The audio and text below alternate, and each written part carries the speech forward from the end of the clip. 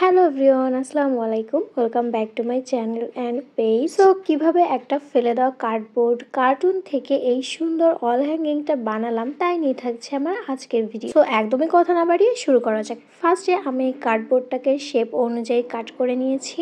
এরপর একটা measurement scale এবং পেন্সিল নিয়ে নির্দিষ্ট মেজারমেন্ট অনুযায়ী অলমেটটাকে শেপ করে নিয়ে কেটে নিয়েছি। আর এইটা দেখতে অনেকটা আয়তক্ষেত্র টাইপের হবে। তো আমি সেম ভাবে দুইটা শেপ কেটে নিয়েছি অলমেটের। এরপর নিয়ে নিয়েছি কিছু উডেন স্টিক। আর এখানে এই স্টিকগুলো আমি দুই সাইজের ইউজ করব। একটা হচ্ছে একটু বড় আর একটা হচ্ছে একটু ছোট সাইজের। এখন একটু আগে রেডি করে রাখা অলমেটের বেসের উপর আমি গ্লুগানের সাহায্যে স্টিকগুলোকে এভাবে করে বসিয়ে নিয়েছি। ফার্স্টে বড় সাইজের যে স্টিকগুলো ছিল সেগুলোকে এরকম লম্বালম্বি ভাবে মানে সোজা ভাবে আমি লাগিয়ে নিয়েছি।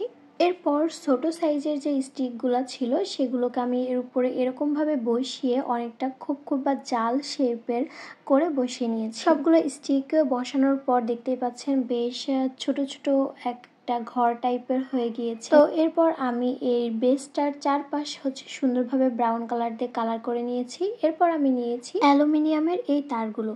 এই অ্যালুমিনিয়ামের তারগুলো থেকে আমি ছোট ছোট স্টিক আকারে কিছু তার কেটে নিয়েছি। তারপর নিয়েছি আমি মাস্কিং টেপ। এখন মাস্কিং টেপের ঠিক মাঝ বরাবর আমি সেই টুকরো করে রাখা অ্যালুমিনিয়াম তারটাকে এভাবে রেখে এটাকে কেটে তারপর এই মাস্কিং টেপটাকে আমি একটা পাতার শেপ করে কেটে নিয়েছি। আর এই প্রসেসটা ফলো করে আমি খুব ইজিলি কম সময়ের মধ্যেই বেশ অনেকগুলো পাতা তৈরি করে নিয়েছিলাম। সবগুলো পাতা তৈরি করা হয়ে গেলে আমি এরপর চলে যাব কালারিং এর পার্টে। আর বরাবরের মতো আমি কালারের জন্য ব্যবহার করছি এখানে ফেব্রিক অ্যাক্রিলিক কালার। আর পাতাগুলোতে আমি অলিভ কালার করেছি। তবে কালার করার সময় আমি কিন্তু সম্পূর্ণ পাতাতে কালার করিনি। আপনারা একটু খেয়াল করে দেখলেই বুঝবেন আমি পাতার কিছু কিছু অংশ এমনি ফাঁকা রেখে দিচ্ছিলাম। এই জায়গাগুলোতে আমি একটু রং ব্যবহার করিনি। আর পাতার সামনের কিছু অংশ এরকম সাদা রাখাতে পাতাটা আরো বেশি সুন্দর দেখাচ্ছিল।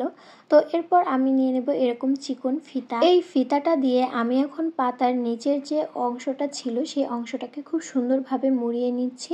আর মুড়িয়ে নেওয়ার পর এখানে অবশ্যই আপনারা যে কোনো টাইপের স্ট্রং গ্লু ইউজ করবেন, কারণ যেহেতু এই ফিতাটা একটু তেলা টাইপের হয় এটা থাকতে চায় না। তো এইভাবে করে আমি বেশ কয়েকটা পাতা সেট করে নিয়েছিলাম। এখন এই পাতাগুলোকে আমি একটার সঙ্গে আরেকটা রেখে এভাবে করে পেঁচিয়ে মুড়িয়ে একসঙ্গে এরকম টাইপের একটা লতা বানানোর ট্রাই করতেছিলাম। প্রথম দিকে একটু ঝামেলা মনে হলেও পরবর্তীতে আমি খুব সুন্দরভাবে এই কাজটা করতে পেরেছি। তবে কাজটা একটু কঠিন। সেই সঙ্গে যেহেতু পাতার নিচের অংশটা অ্যালুমিনিয়াম তারের ছিল সেজন্য এই পার্টটা খুব সাবধানে করতে হবে, না হলে হাতে লাগার খুব একটা চান্স থাকে। তো যাই হোক, কথা বলতে বলতে এই যে আমার লতা বানানোটা একেবারে রেডি হয়ে গিয়েছে। এখন আমি নিয়ে নিয়েছি কিছু রাউন্ড শেপের এরকম বড় পুঁথি। এখন এই পুঁথিগুলোতে আমি লাল কালার করে নিয়েছি। রং করে শুকিয়ে নেবার পর এই পুঁথিগুলোকে আমি আবার তারের সঙ্গে খুব সুন্দরভাবে সেট করে নিয়েছি। এখন এই পুঁথিগুলোকে আমার আগে থেকে মেক করে রাখা লতাটার সঙ্গে খুব সুন্দরভাবে এভাবে করে সেট করে নিয়েছি।